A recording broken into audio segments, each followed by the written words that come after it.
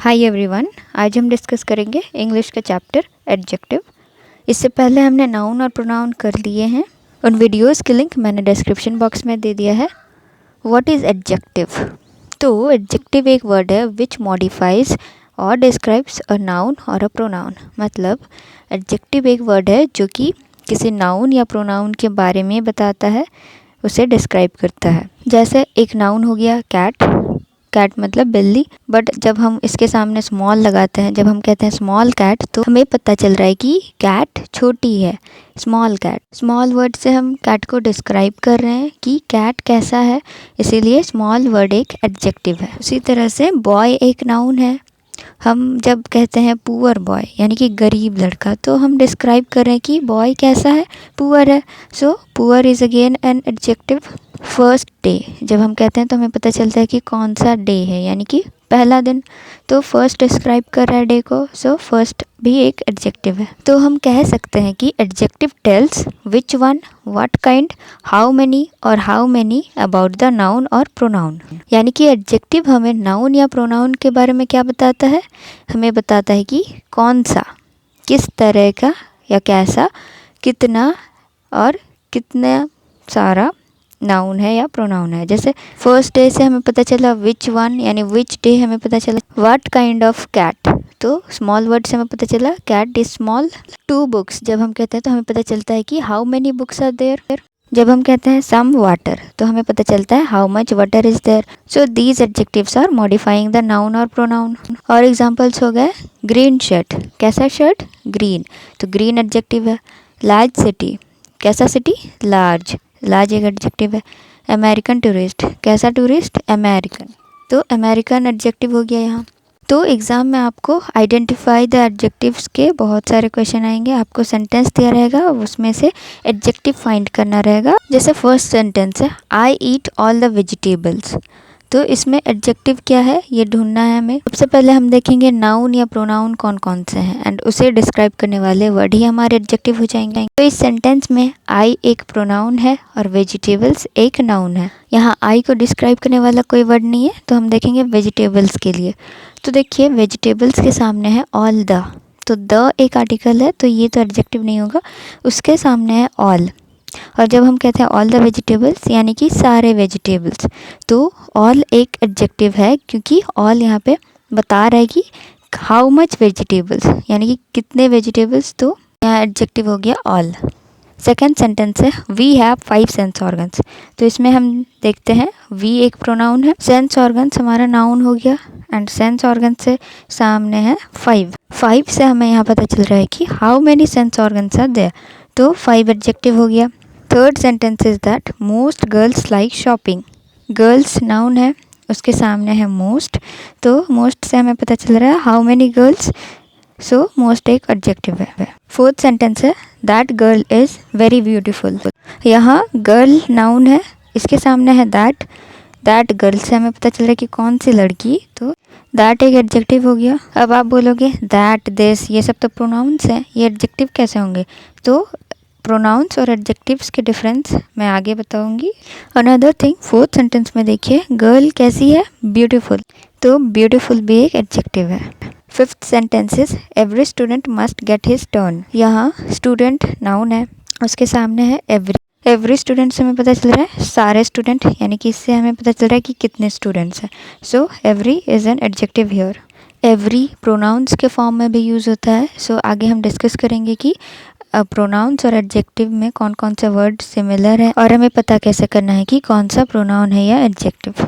तो उससे पहले हम बाकी सेंटेंसेस कंप्लीट कर लेते हैं। सिक्स्थ सेंटेंस है you should help your friends, friends noun है और यू प्रोनाउन है, तो फ्रेंड्स के आगे योर है। योर से हमें क्या पता चल रहा है कि कौन से फ्रेंड्स, तो your friends, so your describe कर रहा है फ्रेंड्स को, सो योर यहाँ पे एडजेक्टिव है। Seventh sentences we have to attend a French lecture today, यहाँ वी प्रोनाउन है, लेक्चर नाउन है, कैसा लेक्चर, तो फ्रेंच लेक्चर, तो यहाँ पे फ्रेंच एडजेक्टिव हो गया। Eight sentences this is his book, book noun है, बुक से पहले है हिज से हमें पता चल रहा है कि कौन सा बुक, सो हिज यहाँ डिफाइन कर रहा है बुक को। Ninth sentence whose pen is this, pen एक नाउन है, उसके सामने है हुज, तो उससे हमें पता चल रहा है किसका पेन, हुज वर्ड डिस्क्राइब कर रहा है पेन को, सो ये एडजेक्टिव हो गया। Which car was she driving, तो कार एक नाउन है, शी प्रोनाउन है, लेकिन कार से पहले विच वर्ड है जो कि डिफाइन कर रहा है कार को, तो विच एक एडजेक्टिव हो गया। अब हम देखते हैं difference in pronoun and adjective. 2 sentence लिया है हमने। पहला है each of the student was given 2 books. Second है each student was given 2 books. पहला सेंटेंस में ईच के बाद ऑफ है जो कि एक प्रीपोजिशन, और यहाँ ईच एक सब्जेक्ट की तरह यूज हो रहा है, ये स्टूडेंट को कम्प्लीटली डिस्क्राइब नहीं कर रहा है। जबकि सेकेंड सेंटेंस में ईच जो है वो स्टूडेंट को डिस्क्राइब कर रहा है। हाउ मेनी स्टूडेंट, सो हर एक स्टूडेंट। सो सेकेंड सेंटेंस में ईच एडजेक्टिव है एंड फर्स्ट सेंटेंस में ईच प्रोनाउन है। कुछ और सेंटेंस देख लेते हैं। जैसे थर्ड सेंटेंस है that is our car. Car noun है, इसके सामने आवर है, तो आवर हम यहाँ यूज कर रहे हैं कार को डिस्क्राइब करने के लिए, सो आवर एडजेक्टिव हो जाएगा। जबकि फोर्थ सेंटेंस में दैट कार इज आवर्स, यहाँ पे आवर्स प्रोनाउन है। फिफ्थ सेंटेंस में this chair is broken. Chair noun है, चेयर के सामने है दिस, कौन सा चेयर, तो दिस चेयर, तो यहाँ पे दिस डिफाइन कर रहा है चेयर को, इसीलिए दिस यहाँ पे एडजेक्टिव हो जाएगा। सिक्स्थ सेंटेंस है दैट इज माई चेयर, यहाँ पे दैट चेयर को कम्प्लीटली डिस्क्राइब नहीं कर रहा है। तो कुछ प्रीवियस ईयर क्वेश्चन देख लेते हैं। क्वेश्चन 1 है the young teacher was brimming with confidence. यहाँ हमें आइडेंटिफाई द एडजेक्टिव, आइडेंटिफाई करना है एडजेक्टिव को। ऑप्शंस है young, teacher, was brimming and confidence. तो सबसे पहले हम नाउन या प्रोनाउन चेक करेंगे। इसमें नाउन है टीचर, कोई प्रोनाउन तो है नहीं, तो टीचर को कौन डिस्क्राइब कर रहा है, यंग। टीचर कैसा है, यंग, तो यंग हो जाएगा एडजेक्टिव। सेकेंड क्वेश्चन में फिर से एडजेक्टिव आइडेंटिफाई करना है। Whose shirt are you wearing, तो इसमें नाउन या प्रोनाउन यहाँ पे है, यू एक प्रोनाउन है, शर्ट एक नाउन है। शर्ट के सामने देखिए हुज है, जिससे हमें पता चल रहा है कि शर्ट के बारे में कि किसका शर्ट है, तो हुज शर्ट, हुज यहाँ पे एडजेक्टिव हो जाएगा, ऑप्शन डी। थर्ड क्वेश्चन में हमें एडजेक्टिव यूज करके फिल इन द ब्लैंक्स है उसको फिल करना है। सेंटेंस है don't go in the garden, there is a dash snake moving around there. मतलब गार्डन में मत जाओ, वहाँ पे एक डैश सांप घूम रहा है। स्नेक यहाँ नाउन है और उसके सामने ब्लैंक है, यानी कि हमें स्नेक को डिस्क्राइब करने वाला एडजेक्टिव ढूंढना है जो परफेक्टली डिस्क्राइब करे। तो अगर स्नेक पॉइजनस होगा तभी तो हमें मना किया जाएगा उसके सामने जाने से, so poisonous will be the correct answer here. Next topic है एडजेक्टिव का, degree of comparison of adjective. इससे भी काफ़ी क्वेश्चंस आते हैं। एडजेक्टिव के 3 डिग्रीज है कंपैरिजन के, पॉजिटिव, कंपैरेटिव एंड सुपरलेटिव। तो ये आप जूनियर क्लासेस से भी पढ़ते आए होंगे, good, better, best, happy, happier, happiest, ये सब। तो अभी हमें सेंटेंस में कैसे यूज़ करना है उसे देखना है। जैसे फर्स्ट सेंटेंस है द स्टूडेंट वाज क्लेवर। यहाँ पे क्लेवर जो है सिंपली स्टूडेंट को डिस्क्राइब कर रहा है एंड इसलिए ये पॉजिटिव डिग्री में। The student was cleverer than his friend, यहाँ पे जो एडजेक्टिव है क्लेवरर, इससे हम कंपेयर कर रहे हैं स्टूडेंट को उससे, फ्रेंड्स से, तो यहाँ क्लेवरर जो है कंपेरेटिव डिग्री में है। थर्ड सेंटेंस है the student was the cleverest boy of his class. यहाँ पे बता रहा है कि स्टूडेंट जो है अपने क्लास में सबसे ज़्यादा क्लेवर है, यानी कि सबसे चतुर है। तो यहाँ पे हमें पता चल रहा है कि इसका कंपैरिजन नहीं किया जा सकता है, ये सबसे ज़्यादा क्लेवर है, तो ये सुपर है, सो इसलिए सुपरलेटिव डिग्री। कुछ चीज़ें यहाँ नोटिस करने वाली हैं, वो है कंपैरेटिव डिग्री में दैन वर्ड यूज़ होता है एडजेक्टिव के बाद, और सुपरलेटिव डिग्री में द यूज़ होता है एडजेक्टिव से पहले। तो कुछ एग्जांपल्स है पॉजिटिव, कंपैरेटिव और सुपरलेटिव डिग्री के, जो आप इनमें से कुछ जानते होंगे पहले से ही। जैसे है स्वीट, स्वीटर, स्वीटेस्ट, इसमें ER EST यूज़ हुआ कंपैरेटिव और सुपरलेटिव डिग्री में।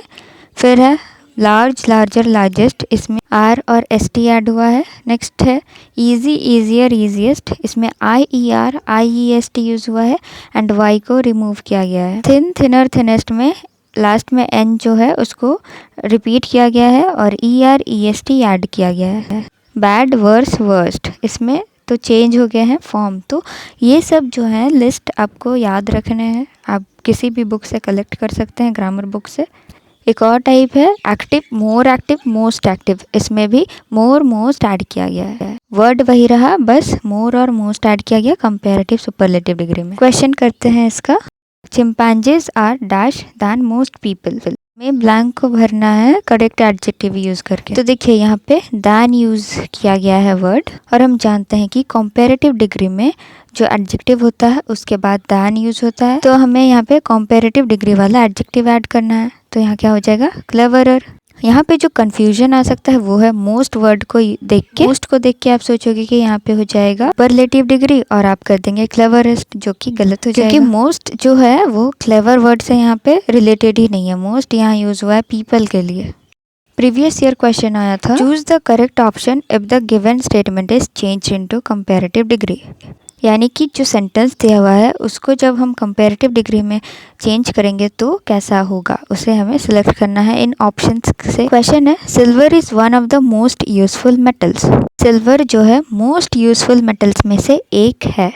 अगर हम इसे कंपैरेटिव डिग्री में चेंज करेंगे तो हमें मोर वर्ड का यूज़ करना पड़ेगा, यानी कि मोर यूजफुल रहना चाहिए ऑप्शन में से।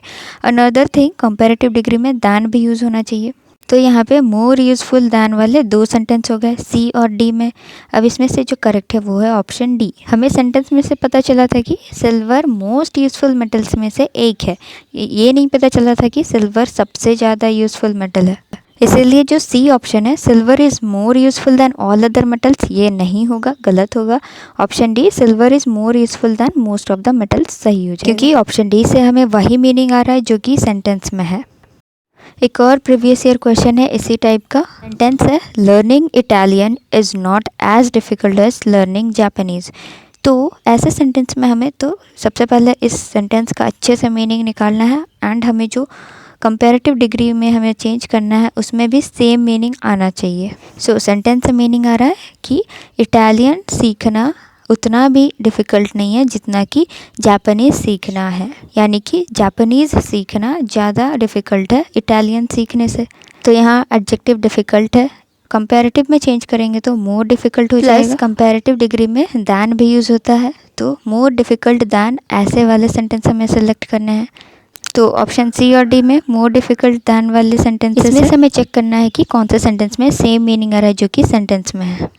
सी में है, learning Japanese is more difficult than learning in Italian. यहाँ पे एक गलती है, लर्निंग इन इटालियन, इन जो है वो गलत यूज़ हुआ है, यहाँ पे इन नहीं होगा, तो सी तो गलत ही ऑप्शन है। एंड ऑप्शन डी में है, learning Japanese is more difficult than learning Italian. ये ग्रामेटिकली भी करेक्ट है और हमें मीनिंग भी वही आ रहा है, सो ऑप्शन डी इसमें भी करेक्ट हो जाएगा। एडजेक्टिव्स का लास्ट टॉपिक जिससे क्वेश्चन आते हैं वो है formation of nouns from adjectives. कुछ एडजेक्टिव वर्ड्स रहते हैं जिनके नाउन फॉर्म्स रहते हैं, जिनसे हम एब्स्ट्रैक्ट नाउन बना सकते हैं।